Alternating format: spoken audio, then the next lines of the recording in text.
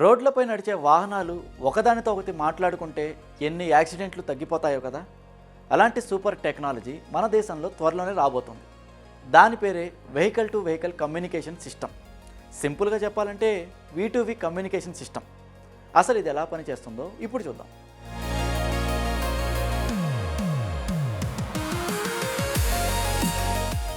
V2V communication సిస్టంతో ఒక వాహనం దానికి దగ్గరలో ఉన్న మరో వాహనంతో కమ్యూనికేట్ చేస్తుంది. అంటే సింపుల్గా చెప్పాలంటే నిర్దిష్ట దూరంలో ఉన్న వాహనాలు ఒకదానితో ఒకటి మాట్లాడుకుంటాయి. అందులో ముఖ్యంగా వాహనం ఎంత స్పీడ్తో వెళ్తోంది, ఏ పొజిషన్లో ఉంది, ఎటువైపు వెళ్తోంది, యాక్సిలరేషన్ ఎంత ఉంది, ఇలాంటి సమాచారాన్ని షేర్ చేసుకుంటాయి. దీంతో సడన్ బ్రేకింగ్, ముందున్న వాహనానికి డాష్ ఇచ్చే ప్రమాదం, అన్సేఫ్ లేన్ చేంజ్ గురించిన సమాచారాన్ని డ్రైవర్కు లేదా వాహనం సేఫ్టీ సిస్టమ్కు అందిస్తుంది. ముఖ్యంగా అంబులెన్స్ లాంటి ఎమర్జెన్సీ వాహనాలను బ్లాక్ చేయకుండా అలర్ట్స్ పంపిస్తుంది. రాంగ్ రూట్లో ఏమైనా వాహనం ఎదురుగా వస్తున్నా ఈ సిస్టమ్ అలర్ట్ చేస్తుంది. ఈ టెక్నాలజీ ముఖ్య ఉద్దేశం ఏంటంటే వాహనం నడిపే వ్యక్తి కంటికి కనిపించని విషయాలను, సమాచారాన్ని ముందే చెప్పి అలర్ట్ చేయడం. V2Vతో ఇప్పటికే ఉన్న advanced driver assistant systems ADAS మరింత మెరుగ్గా పనిచేసి వాహనాల ప్రయాణాలను సేఫ్గా మార్చనుంది. ఉదాహరణకు మీరు కారులో 100 కిలోమీటర్ల స్పీడ్లో ఉన్నారు. మీ ముందున్న వాహనం కొంత దూరంలో సడన్గా ఆగిపోయింది అనుకోండి.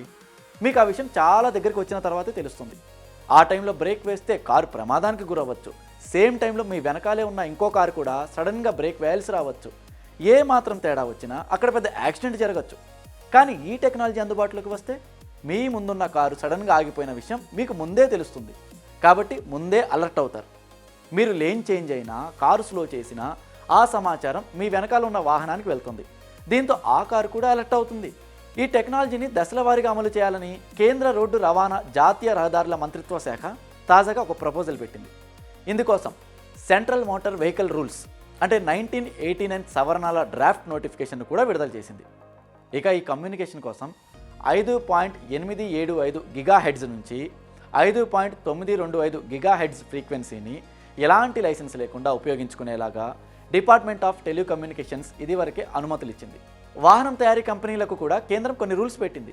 అవేంటంటే 2027 అక్టోబర్ 1 లేదా ఆ తర్వాత తయారయ్యే LMN కేటగిరీలోని వాహనాల్లో V2V కమ్యూనికేషన్ సిస్టమ్ ఉంటే ఆ వాహనాలు ఖచ్చితంగా AIS 230 నిబంధనలు పాటించాలి. 2028 అక్టోబర్ 1 లేదా ఆ తర్వాత తయారయ్యే వాహనాల్లో మాత్రం AIS 230 నిబంధనల ప్రకారం V2V కమ్యూనికేషన్ సిస్టమ్ ఖచ్చితంగా ఉండాలి. ఇక్కడ AIS 230 అంటే ఆటోమోటివ్ ఇండస్ట్రీ స్టాండర్డ్. ఇది దేశంలో తయారయ్యే వాహనాల భద్రత, పనితీరు, సాంకేతిక ప్రమాణాలను నిర్దేశిస్తుంది.